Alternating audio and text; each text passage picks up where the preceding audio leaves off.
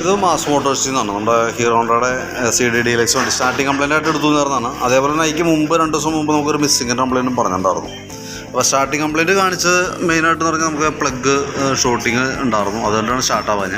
പക്ഷേ നമുക്ക് ആ മിസ്സിങ്ങിൻ്റെ കംപ്ലൈൻറ്റ് കാണിച്ചായിരുന്നു കാർബേറ്ററിൻ്റെ സ്ലോ ജെറ്റ് ബ്ലോക്ക് ആയിട്ടായിരുന്നു. അപ്പോൾ കാർബേറ്റർ ഫുള്ളായിട്ട് നമ്മൾ അഴിച്ച് ക്ലീൻ ചെയ്ത് റീസെറ്റ് ചെയ്തിട്ടുണ്ട് കേട്ടോ. സ്ലോ ജെറ്റ് മാറ്റിയിട്ടൊന്നുമില്ല, ഓൾറെഡി നമുക്കത് കേബിളൊക്കെ ഇട്ട് അത്യാവശ്യം ആ ഹോളൊക്കെ ഒന്ന് കറക്റ്റാക്കി ക്ലീൻ ചെയ്ത് റീസെറ്റ് ചെയ്തിട്ടുണ്ട്.